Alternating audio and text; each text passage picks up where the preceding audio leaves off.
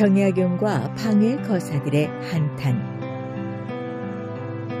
현실 개혁을 주장했던 실학파의 후손들은 시골에 묻혀 방해 거사를 자처하며 현실을 비판하는 시를 지었고 애써 서울로 올라오지 않았다. 어쩌다가 올라온다 해도 북촌의 소술대문 언저리에는 더럽다고 얼씬도 하지 않았다. 하지만 몇몇 지식인은 세상을 바로잡아야 한다는 의지를 불태웠다.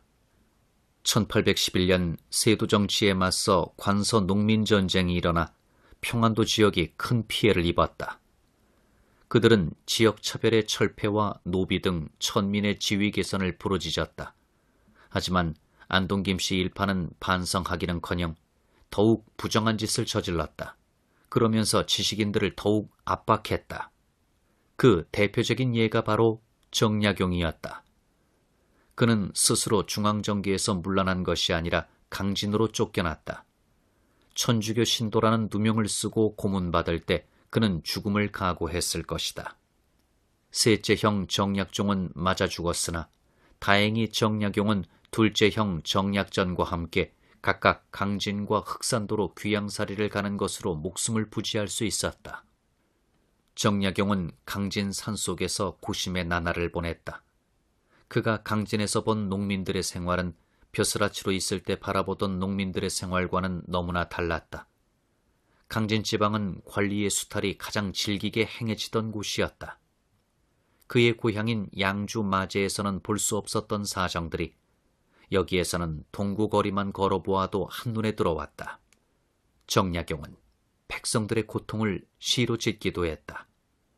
다음은 경기도 암행어사 순찰시 백성들의 삶을 보고 지은 김인시의 몇 구절이다. 마른 목은 길쭉하여 따오기 모양이요.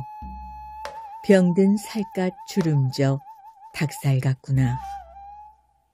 우물은 있다마는 새벽물 깊지 않고 땔감은 있다마는 저녁밥 짓지 못해. 관가에 돈 괴짝 남이 볼까 쉬쉬하니 우리들 굶게 한 건 이 때문이 아니더냐. 관가 마구간에 살찐 저 말은 진실로 우리의 피와 살이네.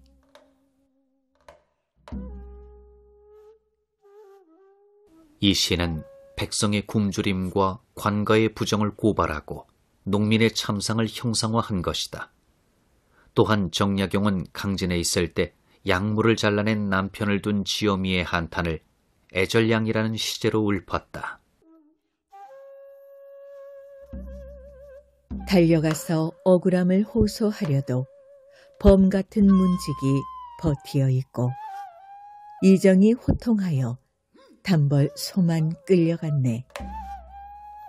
남편 문득 칼을 갈아 방 안으로 뛰어들자 붉은 피 자리에 낭자하구나.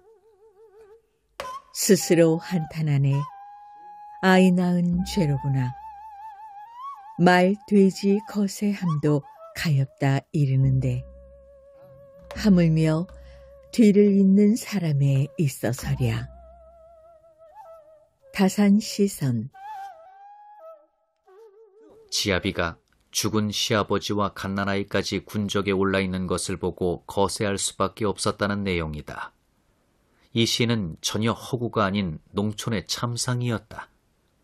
이런 사회의식을 지닌 정약용은 관리들을 이리와 승냥이로 빗댄 실랑이라는 시를 지었다. 장독엔 소금 한 톨 남지 않고 뒤주엔 쌀 한 톨 없노라. 큰 솥 작은 솥 다 사가고 숟가락 젓가락 다 훔쳐갔네. 자식임이 팔려갔고 내 아낸들 누가 사랴. 내 가족 다 벗기고 뼈마저 부수려나. 부모여 사떠여 고기 먹고 쌀밥 먹고 사랑방에 기생두어 연꽃같이 곱구나. 다산시선. 이 시에서 말하는 부모는 친부모가 아니라 벼슬아치를 뜻한다. 옛날에는 벼슬아치를 부모에 비유했다. 관리의 부정은 이 지경에 이르렀다. 정약용은 감상과 한탄에 젖어만 있기에는 너무나 논리적인 이론가였다. 비록 그는 유배지에 있었으나 백세의 경세가였다.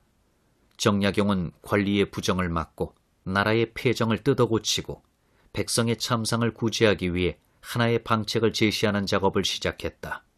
18세기의 일종의 문학동호회인 송석원 시사의 일원이었던 조수삼은 당시 실정을 이렇게 읊었다.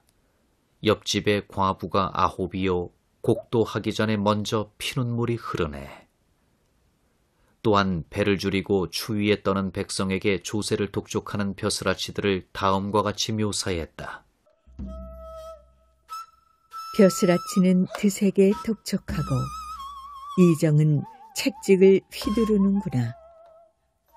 가난한 자는 아들, 딸 팔아먹고 부한 자는 옷마저 벗어주는구나. 취재집. 그는 세상을 범상하게 바라보지 않았다. 그들의 여학 문학은 사대부의 음풍농월과는 사뭇 달랐다. 새로운 민중정서를 담은 기풍을 만들어냈던 것이다. 역과 중인 출신이었던 조수삼은 온 나라를 돌아다니며 시를 지었고 다음과 같이 당시의 사회 현실을 사실적으로 표현한 시를 읊었다. 가을에는 10말살 실어가고 봄에는 5말 겨마저 가져갔네. 슬은 좋은 쌀 어디에 있을까? 날로 구시라치의 배만 불린다네. 여기서의 구시라치는 사또와 벼슬아치를 말하며 그들은 쌀뿐 아니라 쭉정이까지 싹싹 긁어갈 정도로 착복했다.